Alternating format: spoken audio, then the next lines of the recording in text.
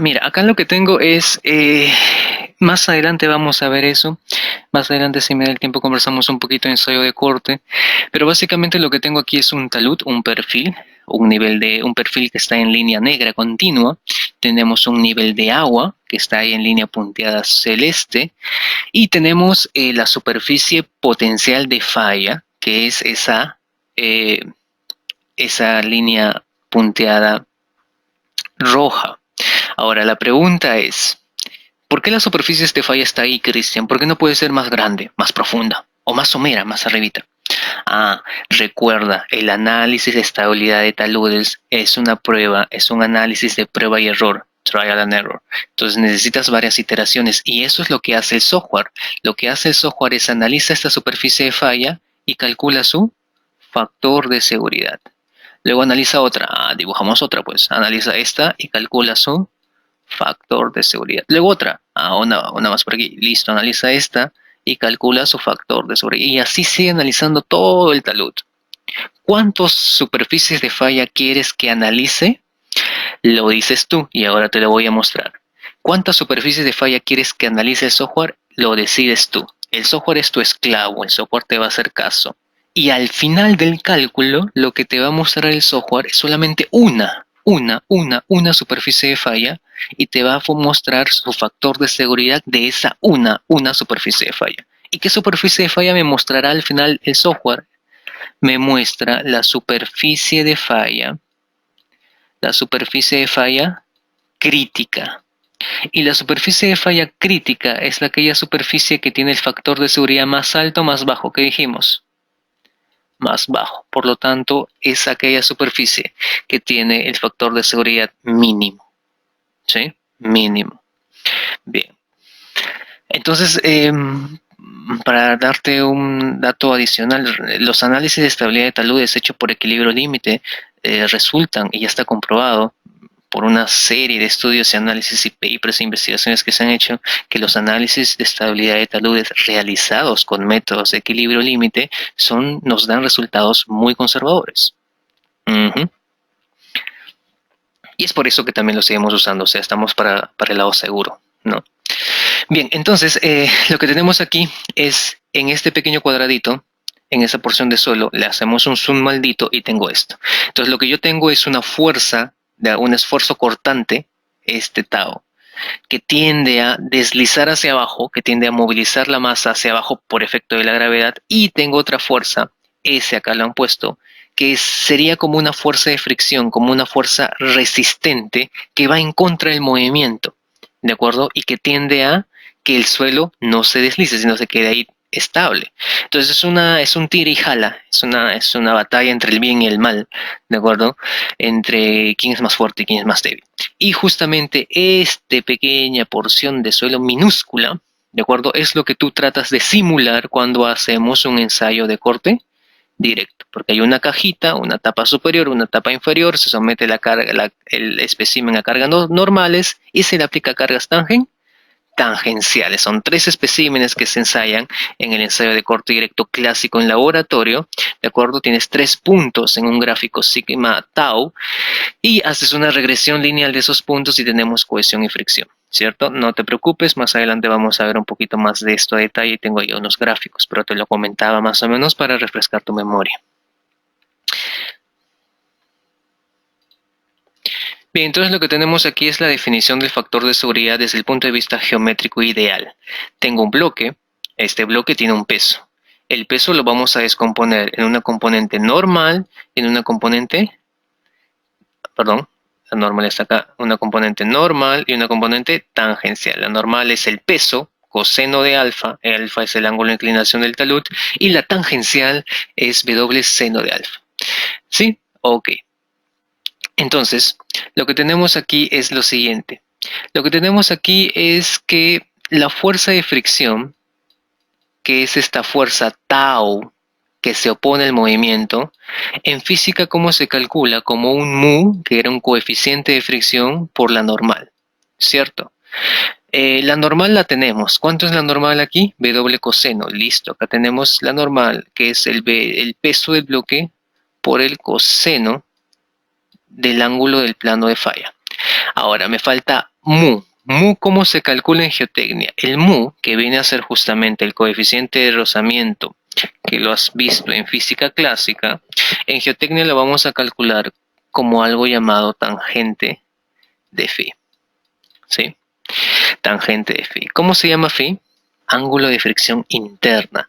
En mecánica de rocas también existe un parámetro llamado phi. En mecánica de rocas también existe un phi, pero en mecánica de rocas no se llama ángulo de fricción interna, solamente se llama ángulo de fricción. ¿Y por qué? Te lo puedo explicar. A ver, en principio, este parámetro phi. Bien, vamos a hacer lo siguiente, mira. Lo que voy a dibujar aquí, bien, esa es una porción infinitesimal del suelo. ¿De acuerdo? Cristian, no entiendo ese término de infinitesimal. Sencillo, pues. Sucede que ya, ese es el terreno. ¿Cierto? Este es el terreno. Y yo aquí, a una cierta profundidad h, voy a coger esta porción del suelo. ¿De acuerdo? Y le voy a hacer un zoom maldito. ¡Pum! ¡Pum! Listo. Ahí tengo esa porción infinitesimal del suelo. ¿Sí? Eso es un zoom maldito de una porción del suelo que está a una profundidad h debajo de la superficie. ¿Hasta ahí todo bien? Ok.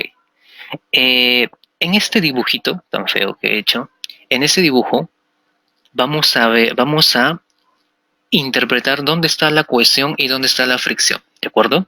Eso es algo que debes entender. Me parece a mí muy importante que entiendas eso.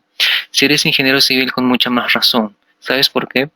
Porque si bien la ingeniería civil tiene muchos cálculos, hay mucho diseño, en diseño recuerda que hay que hacer dimensionamiento y para hacer dimensionamiento necesitamos números y para los números necesitamos saber matemática. La ingeniería civil necesita mucho de matemática, hay muchos cálculos que hacer y si bien puede ser muy bueno haciendo los cálculos, tú lo que debes entender como ingeniero civil es interpretar qué es lo que representa físicamente ese parámetro. ¿Sí? ¿Qué es lo que representa físicamente ese parámetro? Y claramente se puede distinguir entre un ingeniero civil que, bueno, simplemente entiende la matemática que hay en la ciencia y lo que realmente representa en el mundo físico. Porque si a alguien le pregunto, oye, ¿qué es lo que representa el módulo de Young? Bueno, mis chibolitos de programa me va a decir, Cristian, el módulo de Young es la relación del esfuerzo sobre la deformación. Está bien, eso es para tu examen, la pregunta donde te pidan reemplazar y tengas una respuesta. ¿Sí? Pero yo no quiero eso. Tú como ingeniero civil lo que tienes que entender es qué representa esa cosa físicamente. En la naturaleza, ¿qué representa? ¿Qué es lo que representa un módulo y un alto, un módulo y un bajo? ¿Qué es lo que representa? ¿Qué características me da de un material? Y eso es lo que quiero hacer acá contigo rápidamente. En este dibujito necesito que interpretemos dónde está el ángulo de fricción. Bueno, entonces en este dibujo ya sabes que tenemos aquí un conjunto de partículas granulares. En este dibujo las partículas están en contacto. ¿Las partículas están en contacto dónde, Cristian? Las partículas están en contacto en estos puntos, mira. Aquí están en contacto, ahí están en contacto, ahí están en contacto. Es como si estuvieran dando besitos. Las partículas que conforman esa porción infinitesimal de suelo se pueden o no se pueden mover. En este terreno, recuerda que esta es una porción infinitesimal, es un zoom maldito a una porcióncita del suelo que está a 20-30 metros debajo del terreno. Este terreno me lo he comprado y en ese terreno voy a hacer mi casa. Entonces yo lo que voy a construir aquí es una casa, de mi casita, ¿ya? Ahora yo lo que dibujo en el software no es una casa. Lo que yo dibujo en el software es una carga distribuida por unidad de área. Acá hay una carga, ¿cierto? Eco. Esta carga va a comenzar a distribuirse y allá viene tu bulbo de esfuerzos que no voy a entrar a eso. Comienza a distribuirse, y a esta profundidad H, esa porción del suelo experimenta no la carga Q, sino una porción de la carga Q. ¿No ves que se iba atenuando? ¿Sí? Eco. Entonces, estas partículas sí se mueven. ¿Y por qué se mueven? Porque están experimentando esfuerzos. ¿Esfuerzos producto de qué? Esfuerzo producto de la carga en superficie. ¿Así estamos bien? ¿Sí? Ok. Entonces, la pregunta es esta. Si dos cosas estaban dándose besitos, estaban uno junto al otro, ¿de acuerdo? Dos cosas estaban dándose besitos, estaba uno junto al otro, estas dos objetos. Y ahora hay esfuerzos que hacen que estos dos objetos, que estas dos cosas se muevan uno con respecto al otro. Si pones tus manos juntas y ahora las mueves uno con respecto al otro, ¿qué fenómeno físico está ocurriendo ahí? Y he ahí tu ángulo de fricción. Entonces, lo que representa el ángulo de fricción es la magnitud con la que se está dando ese fenómeno de rozamiento. ¿Por qué crees que el nombre completo de esta cosa phi cómo era? Ángulo de fricción interna, porque está en el esqueleto del suelo, está dentro del suelo, por eso se llama ángulo de fricción interna. ¿Ves que es importante? La parte teórica a veces lo soslayamos mucho, pero es muy importante. Y los términos son los términos. A nadie de loco se le ocurrió llamarle ángulo de fricción interna. Tiene una razón. En mecánica de rocas solamente hay ángulo de fricción, no hay interna. Acá sí. Entonces lo que representa ese ángulo de fricción es la magnitud con la que se está dando el rozamiento, el friccionamiento entre partículas y partículas cuando éstas comienzan a friccionar, cuando éstas comienzan a desplazarse una con respecto a la otra, producto de experimentar cierto grado de esfuerzo. Y como todo esfuerzo genera una deformación, la deformación a lo que va a llevar es que esas partículas se desplacen. ¿Sí? Ok, hasta ahí se entiende esto. Entonces, ¿dónde está la fricción del suelo? En los puntos de contacto. Existe físicamente. Es un fenómeno físico. De ahí que me digas que el ángulo de fricción es el arco tangente de fin. Eso es matemática, hijo.